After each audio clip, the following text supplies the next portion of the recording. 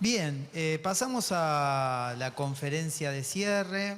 Les vamos a presentar a una gran compañera, amiga, consideramos ya de todo nuestro equipo del Centro de Derechos Humanos después de tantos años. Hoy compartíamos una publicación del año 2015 que habíamos hecho juntos, así que desde aquellos años venimos trabajando y articulando. Y bueno, haciendo nuestros sueños de una universidad mejor por diferentes lugares. Ella es Victoria Candel, es profesora de la Universidad Nacional de Lanús, es licenciada en Ciencias Políticas de la UBA, magíster en Ciencias Sociales con orientación en Educación y es doctora en Educación de la UBA. Es profesora y coordinadora del Seminario de Justicia y Derechos Humanos de la Universidad Nacional de Lanús e investigadora del Instituto.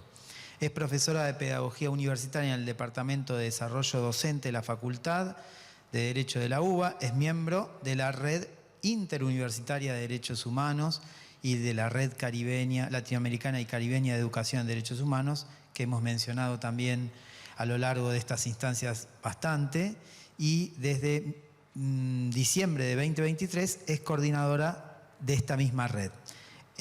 Asimismo, es miembro de la Red Interuniversitaria Nacional, ¿sí? De modo que, como vemos, este trabajo articulado en redes muchas veces nos permiten potenciar esfuerzos.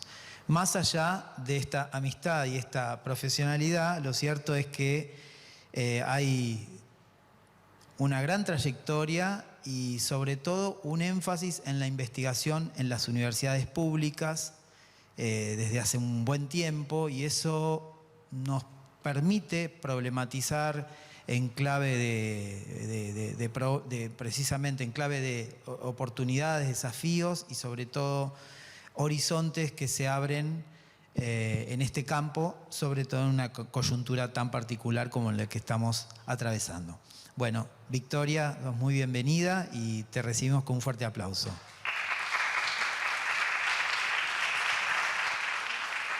Bueno, muchas gracias por la presentación que me hiciste, Matías, amigo y anfitrión de este interesante, importante evento. La verdad que me siento en casa, así que muchas gracias y felicito a las personas que estuvieron participando de este evento, felicito a la organización y nos aliento a seguir trabajando en esto, nos aliento a seguir trabajando. Bueno, como dijo Matías, yo coordino en este momento, tengo la suerte, el honor de coordinar, pero además formo parte hace tiempo de una red, de la Red Latinoamericana y Caribeña de Educación en Derechos Humanos, y el año que viene vamos a celebrar otro encuentro, están invitadas, invitadísimos, es en Costa Rica, un poco lejos, es muy lindo, sería lindo poder estar, pero lo que quería compartir con ustedes es que ese evento se va a llamar la hora de la educación en derechos humanos, resistir, inspirar, transformar, aportes para fortalecer la cultura democrática. Así que también en nombre de esta otra red es que me hago presente aquí. La universidad como derecho humano, la construcción de escenarios democráticos y de resistencia solidaria. Qué buen título que le pusieron a este encuentro. Nos están invitando a pensar en la universidad como un derecho humano. En el año 2018 se publicó un libro cuyo título me quedó grabado en la memoria y lo quería compartir con ustedes, probablemente lo conozcan. El libro se llama La universidad se pinta de pueblo. ¿Qué colores tiene el pueblo?, se preguntaba el libro. Lo compiló un colega de UNAG, Mauro Benente. ¿Qué colores tiene el pueblo? El color negro, el color mulato, el blanco, tiene el color del obrero, del campesino, del migrante, de las minorías, de las mayorías, de la diversidad de géneros, de los géneros hegemónicos. El pueblo definitivamente no es monocolor, como tampoco debe serlo nuestra universidad. Es por ello que pensar a la universidad como un derecho humano es pensarla como una herramienta de emancipación y constituirla como un artefacto, estoy citando, constituirla como un artefacto que busca hacer cortocircuitos en las redes que pretenden constituir a la educación como un servicio y al conocimiento como un bien transable. La idea de la universidad como derecho humano fue bien argumentada, seguramente lo nombraron, en la CRES, en la Conferencia Regional de Educación Superior, en Córdoba, en 2018, y ahí se decía los sistemas de educación superior deben pintarse de muchos colores, reconociendo la interculturalidad de nuestros países y comunidades para que la educación superior sea un medio de igualación y de ascenso social y no un ámbito de reproducción de privilegios. Y bueno, en eso estamos. Vale la pena traer estas ideas a nuestra convulsionada Argentina, lo cual no significa ignorar nuestras fallas, reconocer los desafíos que nos quedan por sortear y también hacernos cargo de los obstáculos y a veces los obstáculos que nosotros mismos nos autoimponemos. La universidad como un derecho humano debe ser también una universidad que pueda criticarse, que pueda autocriticarse, que sea muy exigente consigo mismo y no un espacio autoindulgente. Digo, tenemos mucho por revisar, mucho por mejorar. Por ejemplo, ¿cómo hacemos para no solamente recibir, sino también sostener y acompañar en la graduación a los estudiantes? Porque, por ejemplo, en el caso argentino, que tenemos el ingreso irrestricto, la gratuidad, recibimos una cantidad importantísima de estudiantes y tenemos dificultades para que ellos se gradúen. La solución, o para que muchos o algunos de ellos se gradúen, por supuesto que la solución no es la que está plantando el gobierno, sino la solución es reforzar lo que estamos haciendo y todos los procesos de acompañamiento, pero digo, son cosas que, sobre las que nos tenemos que hacer cargo. No propongo una universidad que sea autoindulgente, ¿no? Bueno, después, por otro lado, hacer que quienes aún no logran llegar, porque llegan muchos y muchos no llegan, cómo hacer para que el pueblo pintado de colores, no sienta a la universidad como un muro infranqueable, sino como un puente, a veces un poco angosto, pero que es posible atravesar. El trabajo que ustedes hicieron y que lo contaron recién y que se hace con la sociedad civil y abriendo las puertas a los miembros de la sociedad civil es un trabajo interesante, importante y potente para seguir acercando y construyendo puentes, a veces angostos, entre la universidad y su afuera. Por supuesto que estamos en Argentina y también en otras latitudes convocados a enfrentar el desafío de defender a la universidad como un espacio público, es decir, como un espacio común y compartido, un espacio de encuentro en el cual se celebre la diversidad. Sin embargo, los embates hacia nuestras instituciones, que aparentemente se enuncian en términos de falta de fondos, no deben hacernos correr el foco hacia la importancia de pensar lo público, es decir, aquello que compartimos. Insisto, un espacio para el pueblo y para un pueblo de muchos colores, y que sus graduados también sean de muchos colores. Pero además, la universidad como derecho humano también evoca la idea de pensar al derecho a recibir una educación en derechos humanos, que es un poco lo que estamos trabajando acá. O sea, recibir educación en derechos humanos es un derecho, porque es un derecho que abre y potencia permite la emergencia de otros derechos.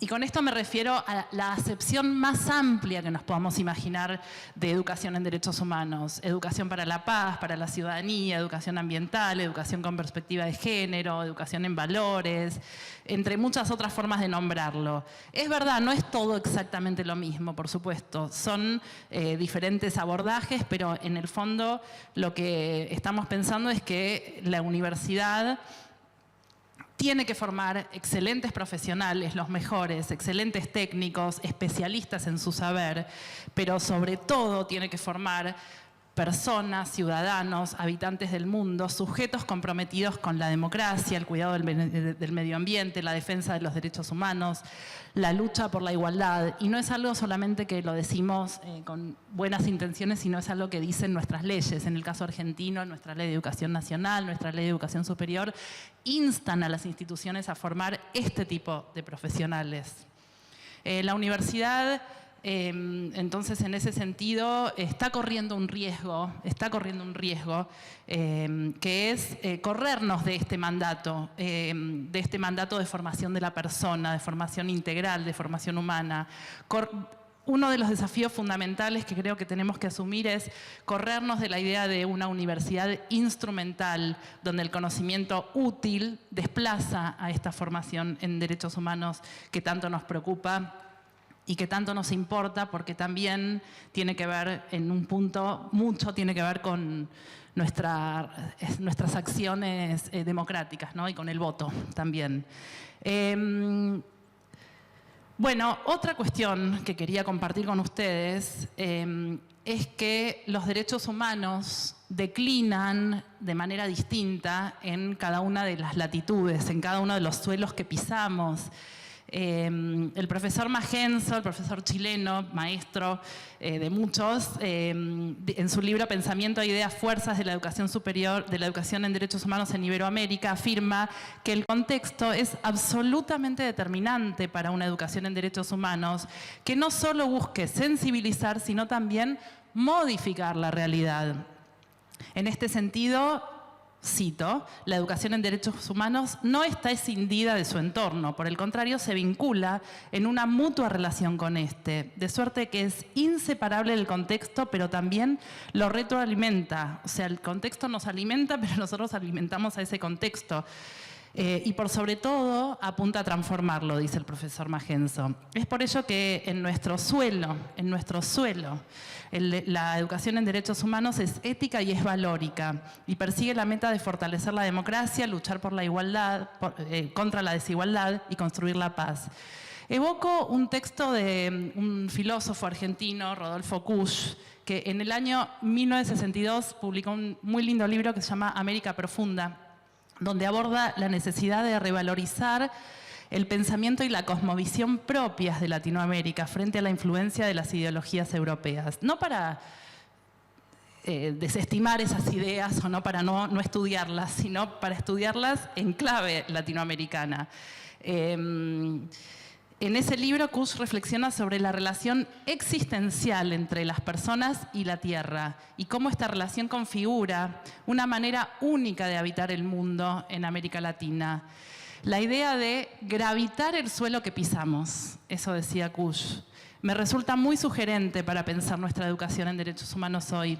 No solo pisamos el suelo, lo habitamos. El espacio físico en el cual nos movemos nos permite construir un vínculo existencial entre el suelo, nosotros y la comunidad.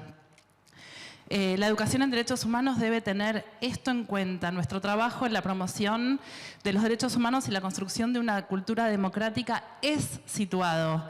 Nuestra relación con el suelo es con el suelo, con su historia, con sus padecimientos y con sus potencialidades. Y en este sentido, recién me hicieron una pequeña entrevista en la radio y les contaba del público y yo decía, me senté en una mesa donde casi no conozco a nadie y sentía que nos conocíamos porque tenemos compañeros vienen de todos estos países del Mercosur y resulta que a veces ni siquiera hablamos el mismo idioma, hablamos un portuñol o hablamos en castellano, pero compartimos una historia, una lucha, padecimientos y proyectos, ¿no? Como decía recién la profesora, y también la posibilidad de pensar un futuro compartido en clave latinoamericana. Pisar este suelo nos convoca a reinterpretar todo un legado cultural eurocéntrico, que sin dudas nos ha moldeado. Somos producto de este pensamiento, incluso con el tema de la misma Declaración de los Derechos Humanos. Tenemos un compromiso en la reescritura, en la forma de interpretación, de relectura de esa Declaración Universal de los Derechos Humanos con una perspectiva latinoamericana.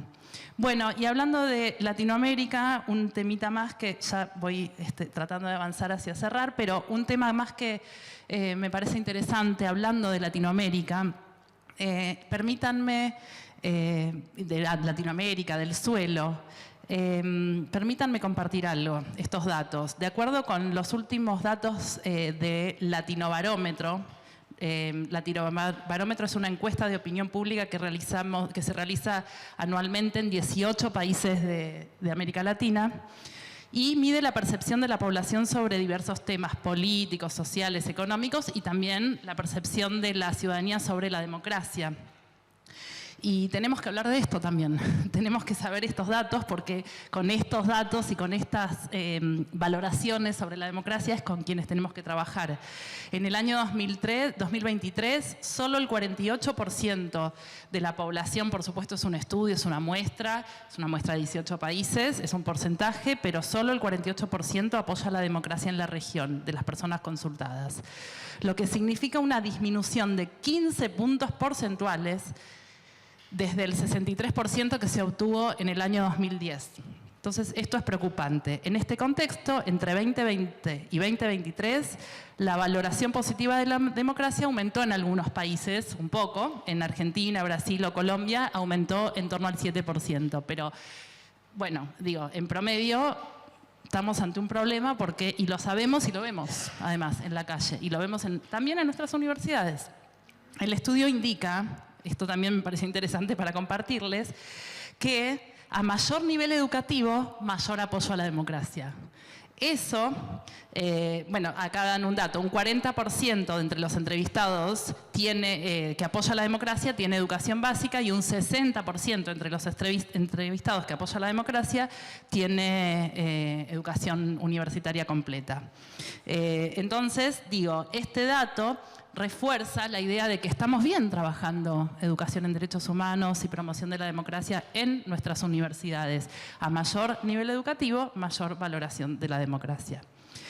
Bueno, y para ir concluyendo, estaba pensando, bueno, algunos desafíos, algunas cuestiones para pensar, ya que tenemos una convocatoria, un próximo foro, y también tenemos el Congreso Latinoamericano, y también tenemos las aulas, las calles, un montón de espacios de encuentro.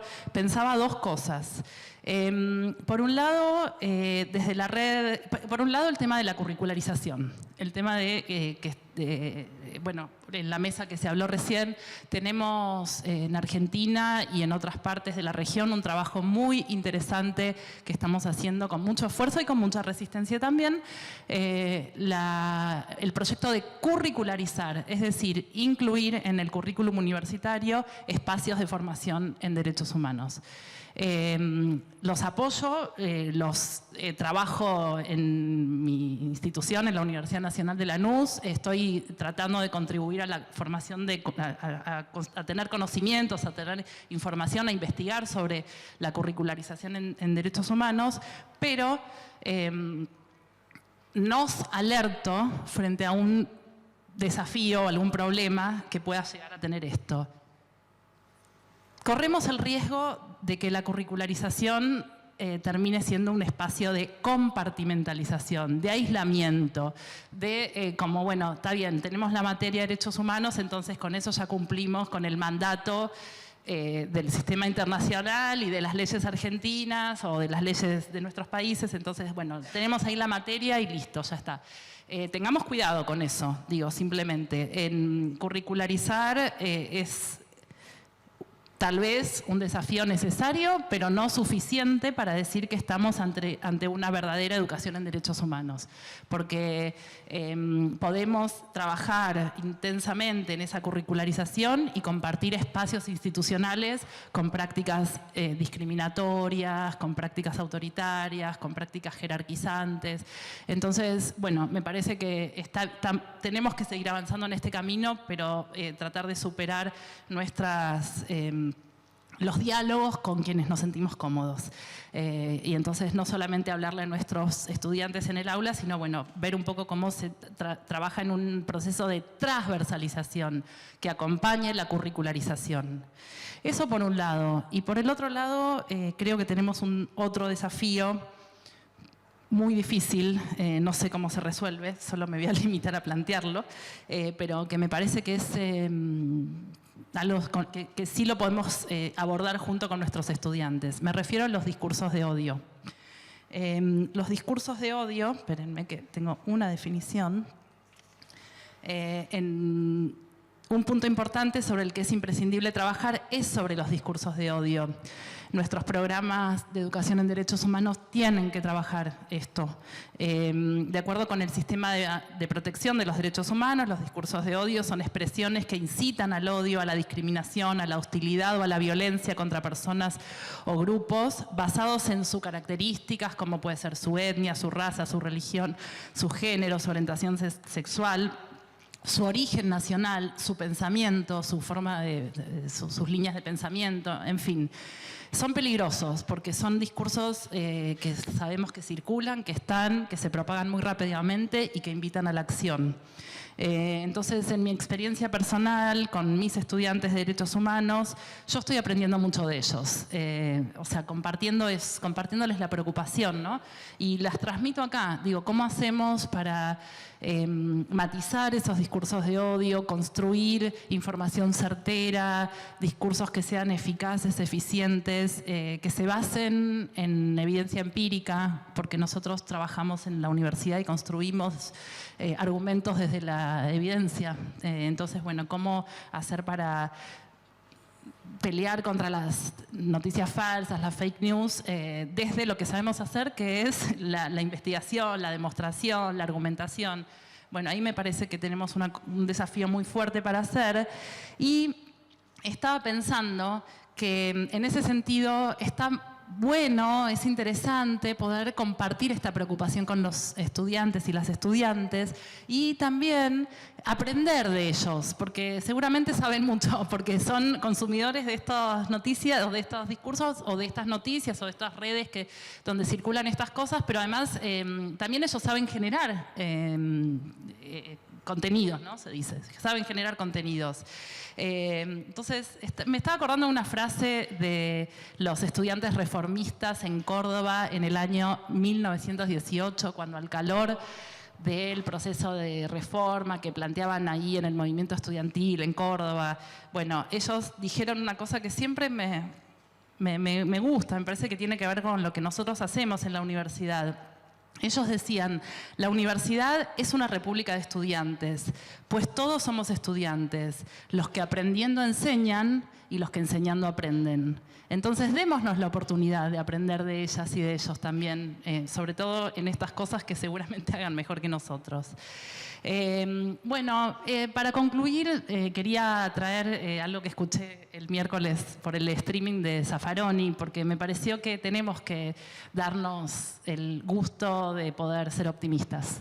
Y él decía, bueno, vamos a pensar que vamos a estar mejor. Vendrán tiempos mejores, tenemos que tener esperanza, tenemos que pensar en la reconstrucción, tenemos que pensar en que estamos trabajando en la formación en derechos humanos y ese es el camino, ese es uno de los caminos principales para salir, para avanzar, para estar mejor.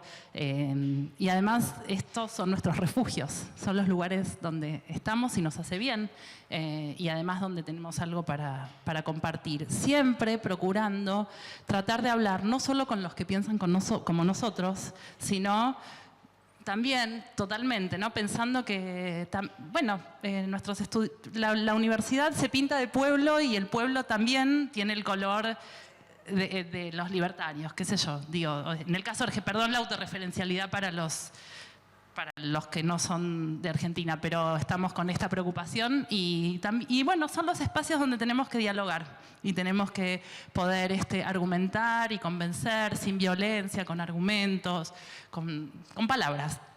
Ayer a la noche, voy a terminar con esto, di una clase educación en derechos humanos, de filosofía de la educación, perdón, con mis estudiantes y leímos una vez más el clásico y súper leído texto de Theodor Adorno, Educar después de Auschwitz, ¿no? Y es un texto que tiene una vigencia, tiene una actualidad, fue escrito en los 60, después del Holocausto, de la Shoah, y Adorno decía, ¿qué es lo que tiene que hacer la educación? La educación tiene que hacer todo, todo, todo, en cada uno de sus espacios, en cada uno, en los recreos, en los espacios formales, no formales, en cada lugar que estamos, para no repetir Auschwitz.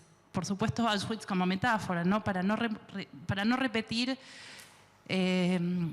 una práctica social que discrimina, que odia, que jerarquiza, que justifica la desigualdad. Entonces, bueno, me parece que tenemos que avanzar en esos desafíos, hacer todo, todo, todo para evitar un Auschwitz. Así que, bueno, gracias. Y sigamos trabajando.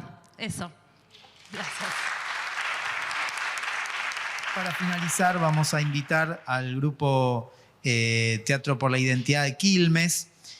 Quiero decirles, también comentarles, que este grupo ha recibido mención, diploma, digamos, se han diplomado en este proceso, porque ha sido una de las 26 organizaciones de la sociedad civil que trabajan derechos humanos en Quilmes, en la región, están en contacto, están a nivel nacional. Así que tienen portan esta doble prestigio, ¿no? Además de haber obtenido el diploma, van a tener vamos a tener el honor de escucharlas y participar de esta apuesta. Ellos son Corina Pacañela, María Aida Bassi, Dina Moya, Marcela Olmos, Adrián Silioni, Eduardo Ordaz y Gisela Zaslavsky. A todos ustedes, muchísimas gracias por la paciencia y es todo ustedes el final. Los recibimos con un aplauso.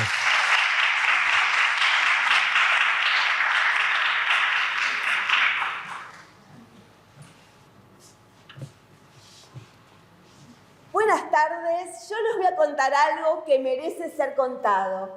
Resulta que lo planeamos todo Chela y yo. A las demás madres no les dijimos nada. Muchas no hubieran estado de acuerdo y no queríamos comprometerlas. Pero nosotras a ese oficial ya se la teníamos jurada. Y ese día decidimos vengarnos. El ministerio abría temprano, a eso de las 8. Yo habré llegado a las 10 de la mañana. La idea era que hubiera mucha gente, así lo que íbamos a hacer no pasaba desapercibido por nadie. Yo estaba nerviosa, no lo voy a negar. Porque en la puerta siempre había policías que te revisaban la cartera. Y yo llevaba un bolso lo suficientemente grande como para hacer trámites, pero con un tamaño adecuado como para dar el golpe. Por suerte estaba el policía que estaba casi todos los días y me dejó pasar sin revisarme. Entré. La sala de espera estaba repleta. En la fila de adelante estaba Chela. Ella tenía que cubrirme para que no me detuvieran o en el peor de los casos avisarle a mi marido si me pasaba algo. Yo me habré sentado en el fondo, en una especie de ángulo que me permitía ver al oficial en su oficina. Una especie de cubículo transparente al que le llamaban pecera. El tipo era el mandamás de esa sección del ministerio. Llevaba esas estrellas doradas que representan el grado de capitán. Estaba siempre impecable. El uniforme, como si recién se lo hubiese puesto, sin una arruga, sin una mancha. El cabello engominado, no se le escapaba ni un mechón. Los zapatos brillaban como si recién se los hubiese lustrado. Viste que los militares hacen todo un culto de la prolijidad. Bueno, pero este era un obsesivo. Pero no solamente por cómo se cambiaba, sino por cómo tenía ordenado el escritorio, por todo. Yo recuerdo la primera vez que fui. Me preguntó si ya había ido antes y le dije que no, que quería hacer un pedido de averiguación de paradero que mi hija había desaparecido. Me preguntó cómo se llamaba mi hija. Le dije, se llama María Luisa Odrech. Se llama, le dije, remarcando el presente, porque no me gusta que se hable de mi hija en pasado. Entonces él sacó una carpeta de cartulina debajo del escritorio, agarró una pluma que mojó en un tintero y se dedicó a escribir parsimoniosamente, letra por letra, el nombre de mi hija, con una caligrafía perfecta. Quizás hoy no se entienda la emoción que a mí me causaba ver el nombre de mi hija escrito en esa carpeta. Más bien la conmoción. Es que cuando la secuestraron, fuimos con mi esposo a la comisaría a hacer la denuncia. Nos tuvieron como 2 horas esperando, estábamos nerviosos, angustiados, hablábamos, dijimos que queríamos denunciar un secuestro. Y nos dijeron que ahí solo se labraban actas de delitos, que lo que le había pasado a mi hija seguramente era un procedimiento de las fuerzas de seguridad, que seguramente eran legales. Nos pusimos como locos hasta que conseguimos que un policía se sentara detrás de la máquina de escribir a tomarnos la declaración. Cuando nos da la hoja para que firmáramos, nos dimos cuenta de que no había escrito casi nada de lo que habíamos dicho. 2 o 3 renglones. Le dijimos que queríamos que estuviera todo ahí escrito. Y dijo que no hacía falta, que después nos iba a llamar un juez para eso. Cuando nos íbamos, nos dimos cuenta de que no habíamos pedido una copia de la declaración. Entonces, cuando volvimos la vista para atrás, vimos cómo el policía hacía un bollo con el papel y lo tiraba a la basura. Por eso, después de esos tratos tan inhumanos, tan insensibles, ver ahora el nombre de mi hija escrito en esa carpeta, era como que alguien se estaba ocupando de mi hija por primera vez, ¿te das cuenta? Y a uno le daba confianza. Entonces yo le conté todo ese día al capitán. Le conté que mi hija estudia y trabaja, que está en 3er año de la Facultad de Física, que va a ser una gran física, le dijo un profesor por cómo piensa. Yo no sé si ese día u otro yo le llevé la libreta del estudiante para que viera la cantidad de materias que rendía por año y las notas que se sacaba. ¿Qué tiempo iba a tener una persona que estudia, ¿no? Y además trabaja para estar metida en algo raro? Yo lo veía con tanta claridad que pensé que él también lo iba a ver, que me iba a entender. Al final de la primera entrevista te daban un número de legajo que también ponían en la carpeta abajo del nombre. Yo recuerdo que tenía el número 2565. Cuando me lo dio, sentí una opresión en el pecho. Yo dije, Dios mío, hay más de 2.500 chicos desaparecidos. Pero un día conocí a una madre que tenía el número 4000. Ahí en el ministerio yo conocí a Chela. Ya la había visto antes en la pecera y ese día me animé a hablarle. ¿Usted se acuerda de mí? Chela giró la cabeza, pero no entendía nada, pobre. Usted busca a su hijo, ¿no? Entonces Chela sacó una foto carnet que tenía en su cartera. Mario Jiménez, 22 años, estudiante. Porque eso era lo que hacíamos todas. Llevábamos una foto carnet en la cartera para que ellos vieran quiénes eran nuestros hijos. ¿Pero qué les iba a importar? ¿Qué les iba a importar si ellos sabían? Si ellos sabían quiénes eran nuestros hijos, si ellos los tenían, ¿no? ¿Y qué me cuenta Chela ese primer día? Me cuenta que ella sintió la misma emoción, la misma confianza que sentí yo al ver cómo escribía el capitán el nombre de su hijo en esa carpeta. Ahí me empecé a dar cuenta que quizás era lo que sentíamos todas en ese momento y que el tipo quizás estaba ostentando su autoridad con nosotras desde el primer momento. Una de las cosas que yo más me arrepiento es de haber llorado frente a ese capitán. Es que en medio del relato, se quebraba en llanto. Una vez tuvo el tupé de agarrarme las manos. Yo al principio lo tomé como un gesto de cariño, pero después me dijo algo como: señora, si su hija la ve en este momento, en el estado en que usted está ahora, seguro que se arrepiente de lo que hizo. ¿Te das cuenta? ¡Qué hijo de puta! Él, que aseguraba que nadie la tenía, que no la tenía el ejército, que no la tenía la policía, que no había pedido de captura. Él aseguraba que mi hija era culpable, que tenía algo de qué arrepentirse. No aguanté más, empecé a organizar lo de la venganza. Se lo dije a Chela y estaba de acuerdo. A mi marido no, él no, pobre. Imaginaba en casa cómo sería el momento, cómo lo iba a mirar, qué iba a hacer en el momento de dar el golpe. Cuando llegó el día, entré. Lo miré. Yo quería que en esa mirada él supiera que lo odiaba.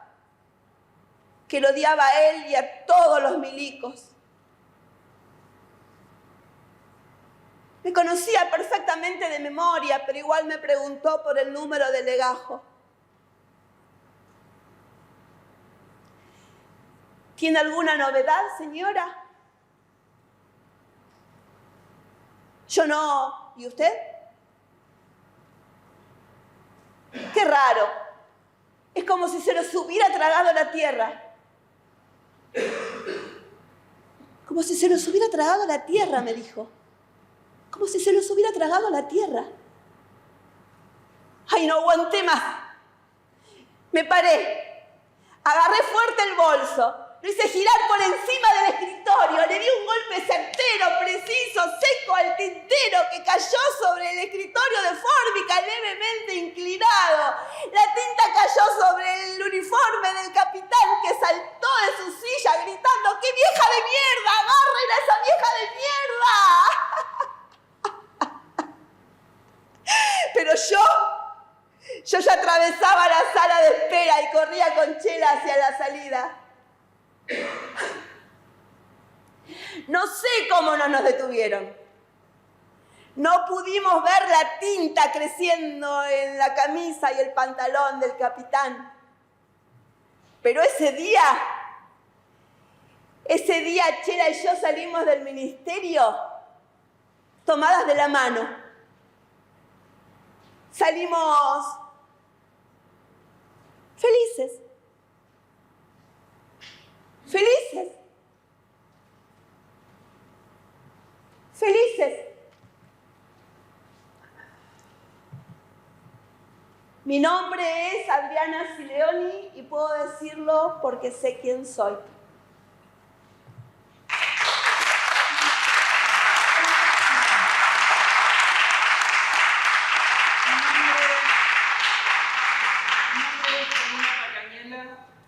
Mi nombre es María Aida Bassi. Mi nombre es Liliana Cerviño. Mi nombre es Miriam Farreje. Mi nombre es Diana Moya. Mi nombre es Marcela Olmos. Mi nombre es Gisela Sarlaski. Mi nombre es Nilda Sobrero. Mi nombre es Eduardo Ordaz. y hoy necesito que sabemos quiénes somos.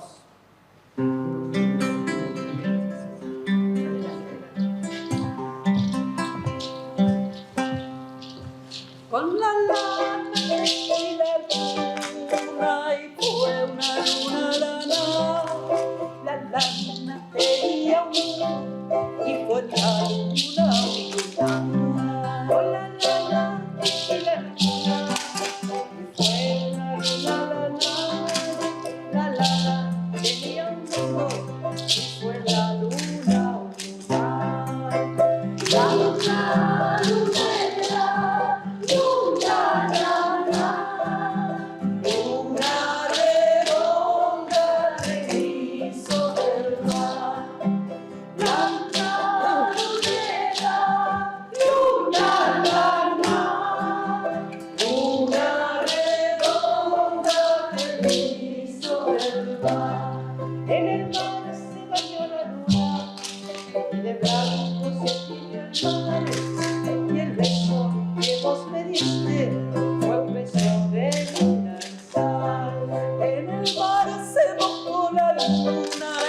Blanco se tiñó el mar y el beso que vos me diste fue un beso de amistad. La luna lunera, luna lana, luna redonda me hiciste cantar. La luna lunera, luna lana, luna redonda me hiciste cantar. Con la lana de la luna, y fue una luna lana. La lana tenía un nudo y fue la luna luna. Con la lana de la luna, y fue una luna lana. La lana tenía un nudo y fue la luna luna.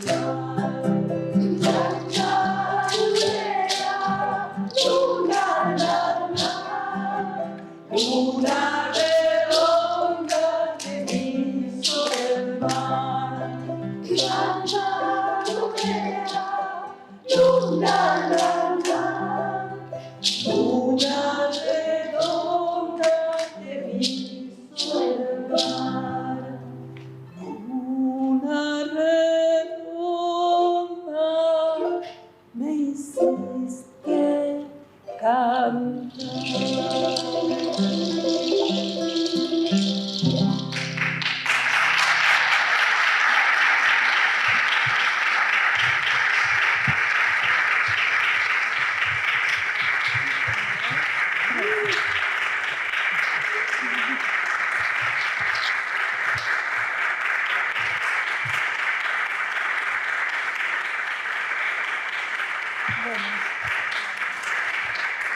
Bueno, sí, perdón. Sí. ¿Querés el micrófono?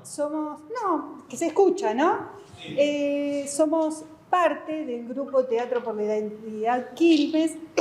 La Nana, que recién cantamos, es el nombre de nuestras presentaciones, que está compuesta por monólogos y nanas en homenaje a las abuelas y a las madres que no pudieron cantarle las nanas a sus nietos.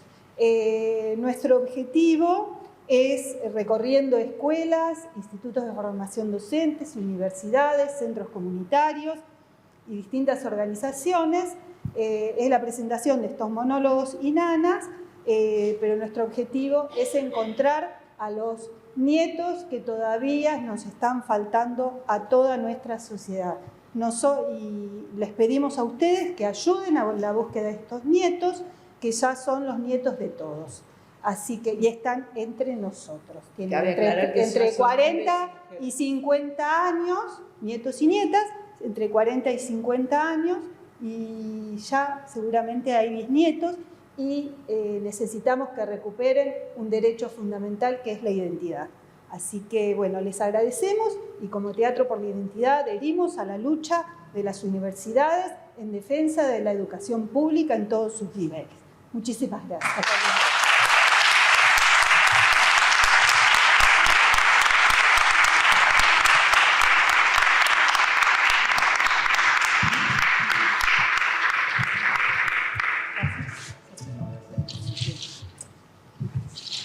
Gracias.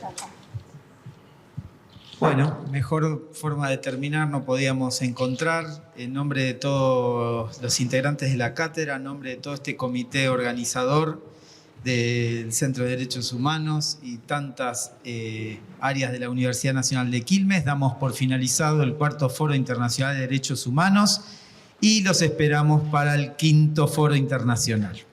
Muchísimas gracias a todas y estamos en contacto. A pelear.